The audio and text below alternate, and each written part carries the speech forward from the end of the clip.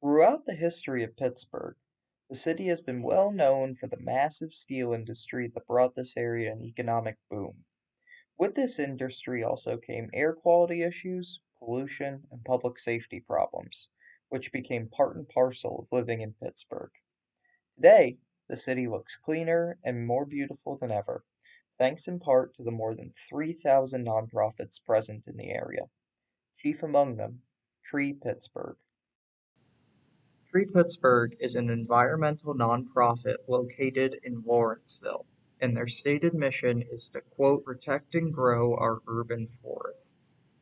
Tree Pittsburgh grows trees from seed to give to community partners throughout Pittsburgh and western PA, and regularly holds educational or volunteer events to create awareness for the urban forest. Tree Pittsburgh is heavily involved in urban climate adaptation and mitigating climate change, including creating tree cover in underprivileged neighborhoods and using trees as a tool to fight climate change. In order to learn more about these efforts, I talked to Danielle, who is the executive director at Tree Pittsburgh. So I'm Danielle Crumrine, Executive Director at Tree Pittsburgh. Can you talk about Tree Pittsburgh's efforts to plant trees for tree cover in like urban Yeah. underprivileged neighborhoods? So from the very start of the organization, we invested in data. So urban tree canopy data, street tree inventories, and that allowed us to understand where trees are and where they aren't. It became very clear, and this is a trend across the United States, that neighborhoods that have wealthier, financially wealthier populations and often predominantly white populations had more trees than other neighborhoods. Mm-hmm. Pittsburgh is very black and white. We're very segregated in how we live. So we see a lot of the same lines with the tree canopy. Yeah. So using that data, we're enabled to focus our efforts and build partnerships where we know they're needed the most, and really dig deep into what the policies are that have perpetuated these problems. You know, having an understanding that, you know, redlining that occurred in the 1930s with the banking system, which, you know, basically took a red marker and said, we will not invest in these areas. The tree canopy data mirrors it exactly. You can see redlining, low tree canopy. So understanding the policies that are perpetuating it, building those partnerships, you know, and then we keep doing the tree canopy analysis every 5 years so we can say, all right, we've invested in these neighborhoods, we've partnered, look, we're succeeding.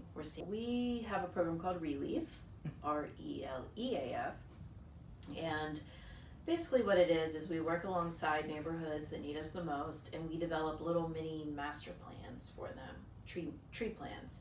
So it's what do we have, what do we want, how do we get there, and how are we doing? So that's the framework. Mm-hmm. So what that has enabled us to do is create some baseline data,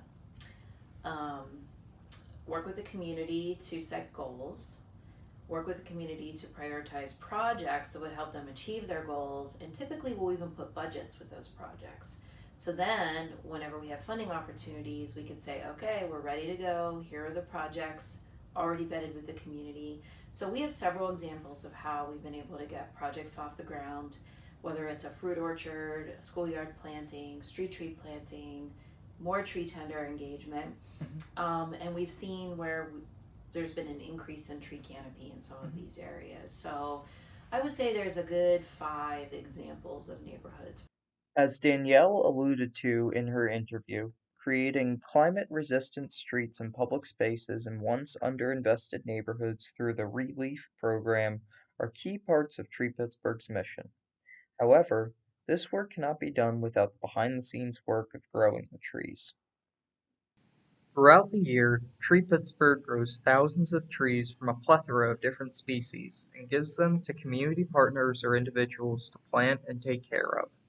The growing process is year-round and intensive, and as such takes a lot of time, resources, and labor to manage. To learn more about the growing process, I spoke to Matt Stanko, who works in the nursery at Tree Pittsburgh. Yeah, I'm Matt Stanko. I'm the nursery operations manager. Awesome. And as the nursery operations manager, what does a day in the life kind of look for you? Sure. Look like for you? So for me, I run the day-to-day nursery operations, handling everything from basic plant care to pest management to managing the staff. We deal with a lot of volunteers. We deal with some interns every year. So managing all their time, as well as trying to take care of 20,000 some plants. How long does it normally take for a tree to be planted in the community from seed to when it, leaves the nursery? Sure. It depends on the species. Mostly, somewhere 3 to 5 years is kind of the range that we like to work with. So the first year, they'll be in the greenhouse as they emerge, and they'll grow on for the first year in the summer. Then we like to let them go through a full winter cycle before transplanting them into a larger container. So we'll let most of those plants sit for the winter, and then the following spring, we'll transplant some of them out. Other ones, we'll let them slide a whole nother year. So it'll be 2 years from the point that they were sown until they get transplanted into a larger container. We do that mostly so the tree itself can develop a lot of good root structure. The size containers we're growing in is usually a 2 or 3 gallon size. With a small container like that, we don't really want to be growing a 7 or 8 year old tree. They get root bound. It'd be a lot more challenging for the tree planters when they got to plant them. So that's kind of 3 to 5 years. Volunteer groups. Can you talk about kind of the importance of community backing? So a lot of it is just the opportunity for some of these different communities to get involved.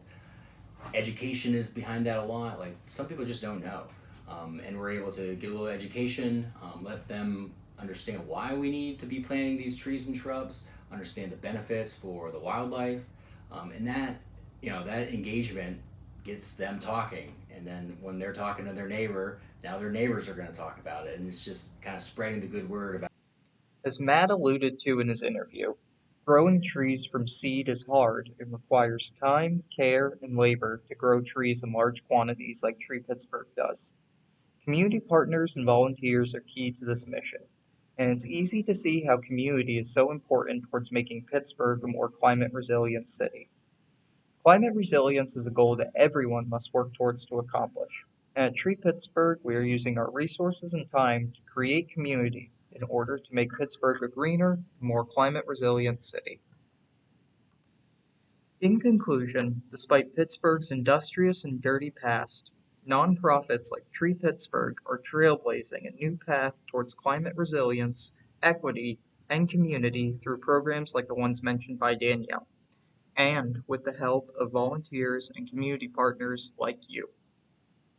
Tree Pittsburgh's invaluable work of protecting and growing our urban forest is leading to a new greener, more equitable city that is uniquely positioned to stay resilient against the ever-growing threat of climate change. In a world that is becoming ever increasingly tailored for individualism and personal preference, Tree Pittsburgh is a great reminder that at the end of the day, we are all connected.